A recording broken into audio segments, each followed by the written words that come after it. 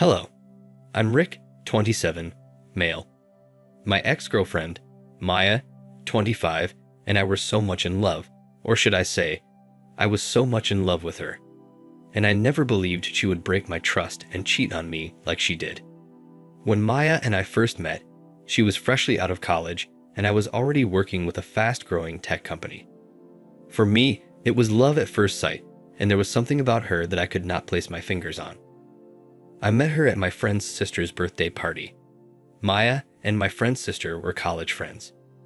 She must have noticed I was checking her out at the party because she kept looking in my direction.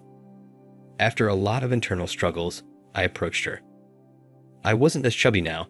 I just had a noticeable weight, which runs in my family, and I had been that way since childhood. In the past, many girls had turned me down, laughed in my face because I tried hitting on them. And I wasn't expecting anything different with Maya. She was gorgeous, and I expected her to either snub me or pretend like I didn't exist, but she was different. She spoke to me politely, and we talked for the rest of the night and had such a great time. It was my first time feeling that good and confident in a long time, and because we clicked so well, we exchanged contacts, and I gave her a call as soon as I got home. From there, we started seeing each other often, went on lunch dates, and our friendship grew as time passed. I found Maya to be different from other girls of her age. She was kind, witty, and intelligent. I figured from the first night we talked. I wasn't just attracted to Maya because of her beauty. What attracted me most to Maya was her intelligence and sense of humor. Not so many girls had given me the opportunity to go on multiple dates with them, but Maya was generous to give me a shot. I was always attracted to intelligent people. I didn't like being around people with no life goals, vision, or future plans, and Maya was all of it. She was just out of college, actively scavenging the job openings, rushing for the marathon of interviews, and whatnot.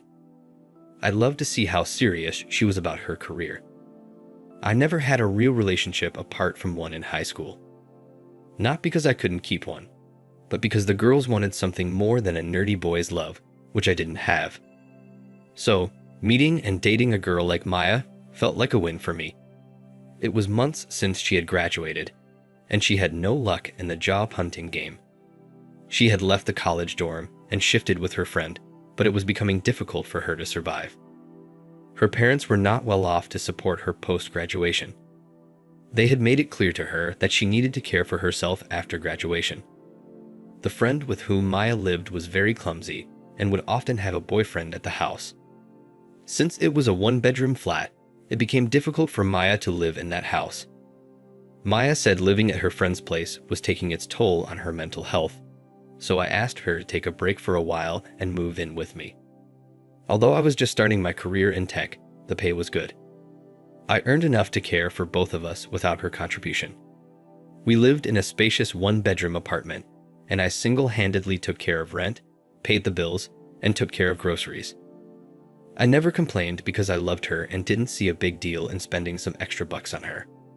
Blind love, yeah. Throughout our relationship, everything went on smoothly, and we barely had any major fights. Maya managed the house, did the dishes and laundry, went grocery shopping, and took care of my bed needs. She was so great in bed, and I enjoyed every bit of the moment with her. Before Maya and I started dating, she told me about her ex-boyfriend in college and how he maltreated her. I assured her I was a gentleman, and I kept my promise. In the past, I had never had issues controlling my anger, and I never laid my hands on anybody or a woman, so she was safe with me. Believe it or not, I had never cheated in the past, and I didn't plan on cheating on her.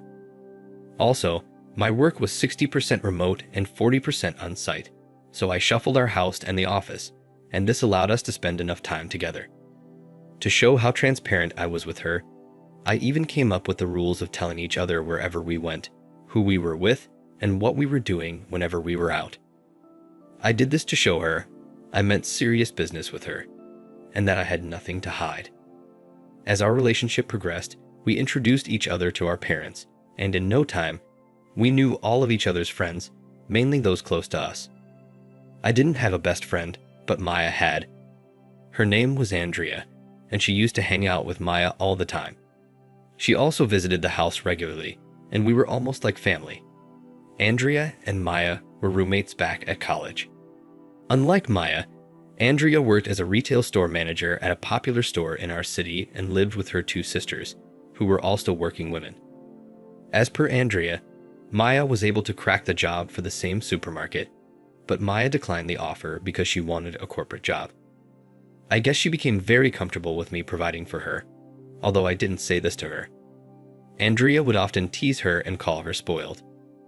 Maya claimed she had worked hard, juggling many part-time jobs as a teenager while in college, so she deserved to be relaxed and cared for. On my end, I was happy to give her that break. I didn't have any issues with taking care of Maya. In fact, I was glad I could provide and take care of my woman.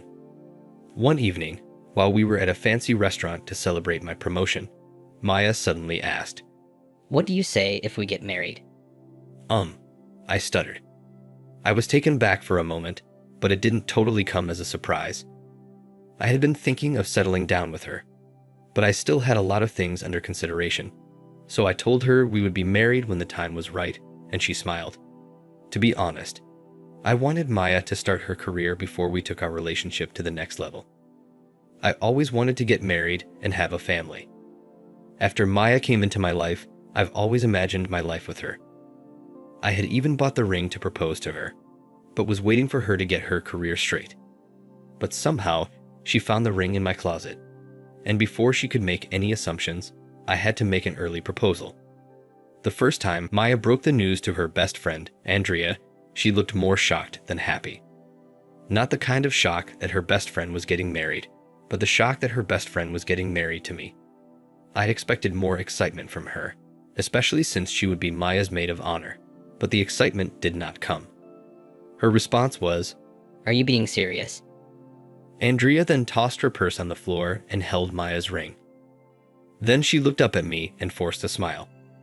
Trust me, I had been around them for a very long time, and I could tell when her smile was forced and when it was genuine. Although I didn't mention it to Maya, I felt Andrea was not happy for her friend. In the past, I noticed Andrea was always awfully nice to me. Once, we three were hanging out in our apartment. While Maya went inside the kitchen to prepare some quick snacks, Andrea hinted to me that Maya was not who I thought she was. I understood what she meant, but I played dumb. I asked her what did she mean. Andrea said that I would figure it out eventually. She was drunk.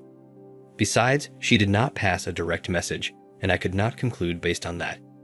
In no time, we started planning our wedding. Maya wanted a big fat wedding, the kind she could invite all her friends, family, and frenemies, but that was not what I wanted. First, it was significantly about my budget since she would not be contributing a penny to it. Secondly, I believed there was life after the wedding. I loved kids, and I wanted us to have a child almost immediately. And that meant we'd need to rent a bigger apartment and take care of other things. Although Maya had all the reasons to want a big wedding, I still kicked against it. She mentioned something about having the perfect expensive wedding, but we both knew it was impossible.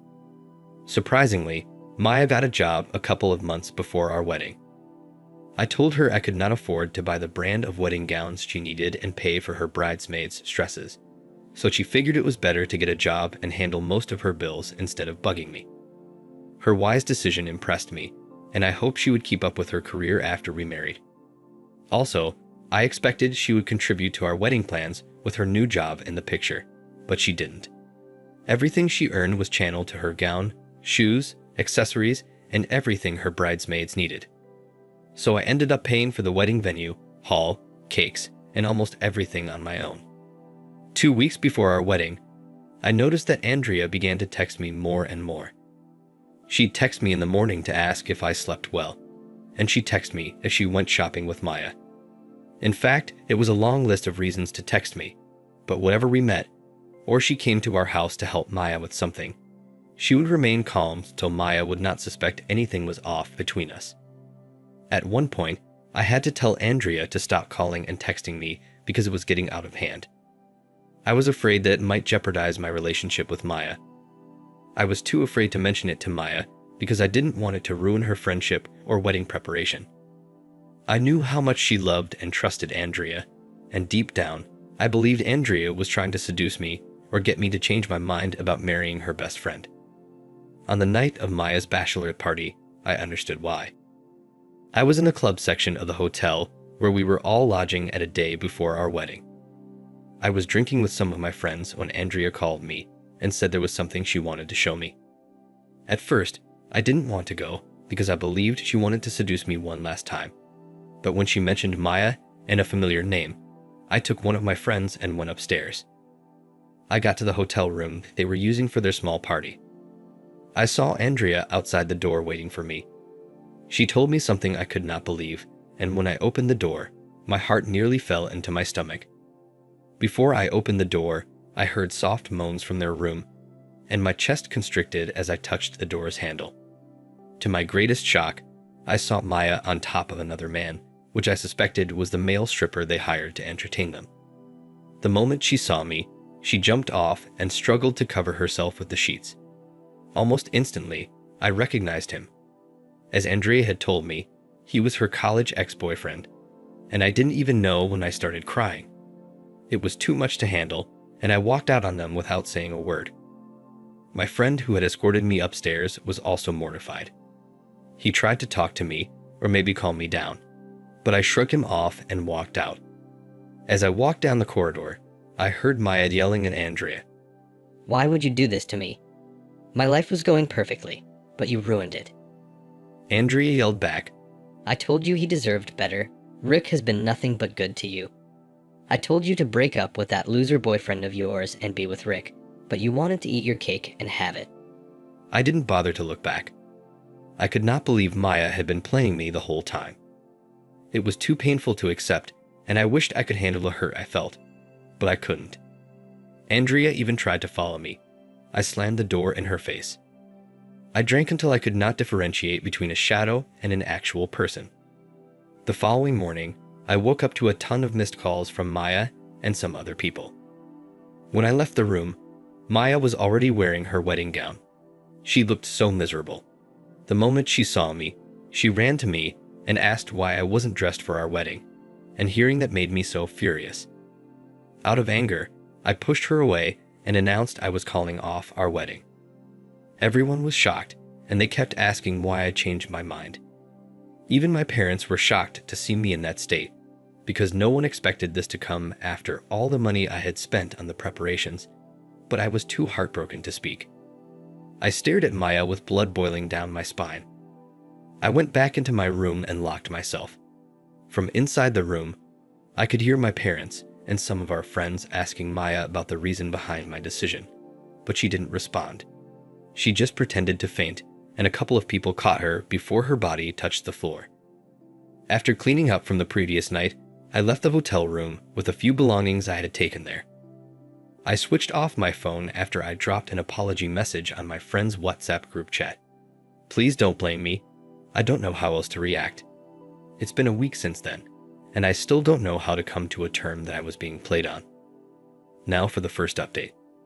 Hi everyone. Thank you for your comments. It means so much to me.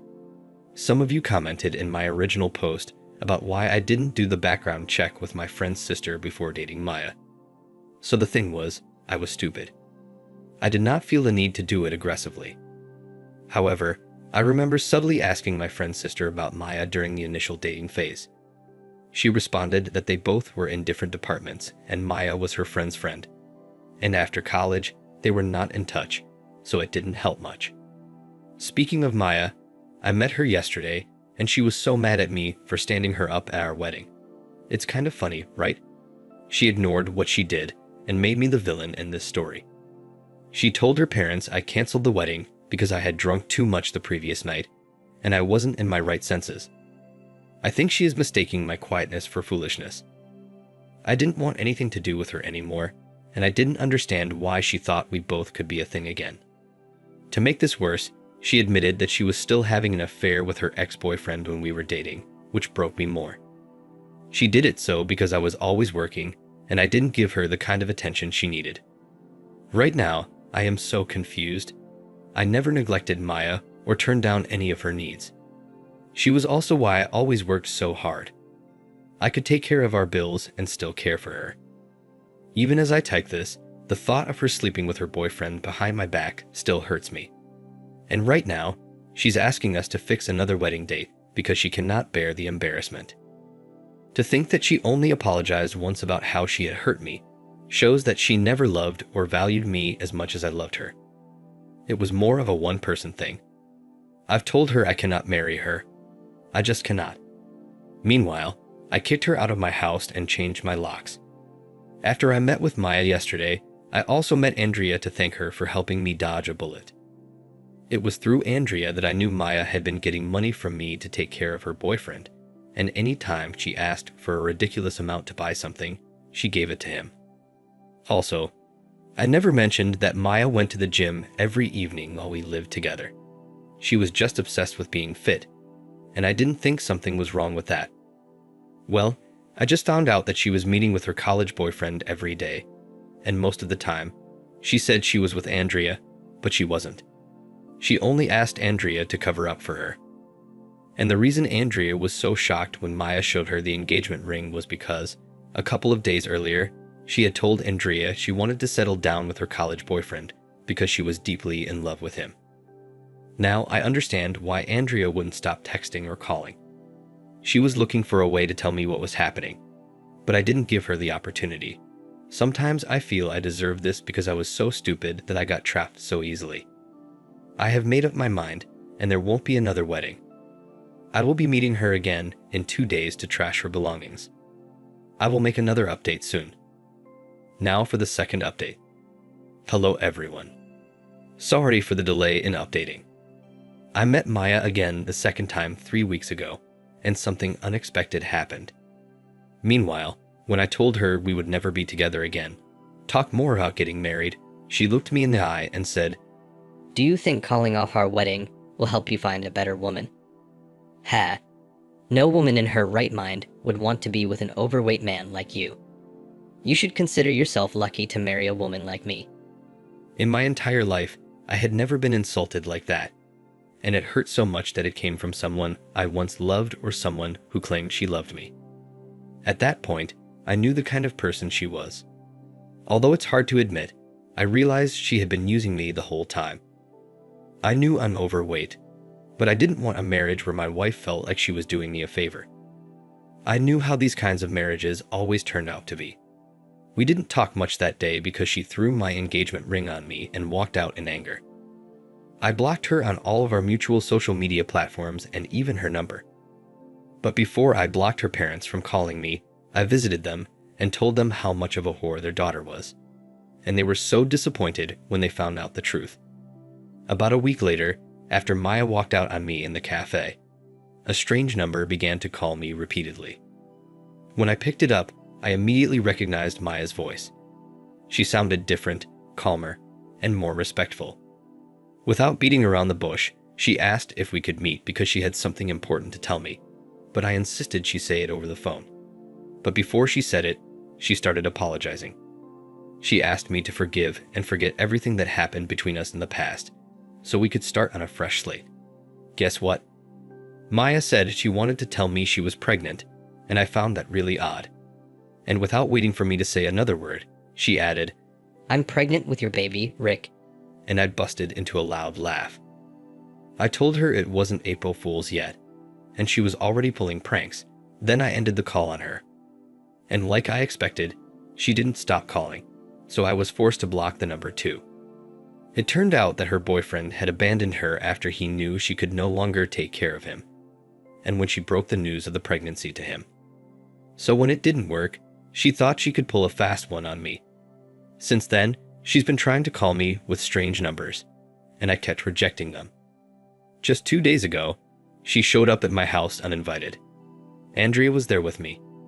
When she saw Andrea, she attacked her with her filthy words, calling Andrea a whore who destroyed her best friend's life. She even accused me and Andrea of having an affair and cheating on her. I had to call the police on her, and yesterday, I filed a restraining order for her. I can only imagine how miserable her life would be without a job and someone to help her raise the baby. As for Andrea and I, there's nothing between us, and I don't think we'll ever be a thing. She shows up sometimes to check on me. Right now, I just want to have my life fixed, and hopefully this broken heart of mine will heal one day. While I still cannot forgive her for what she did to me, I guess she got what she deserved. I'm still trying to heal and move on. Any advice would be highly appreciated. Thanks. Thank you for watching. Like and subscribe if you enjoyed the video. See you next time.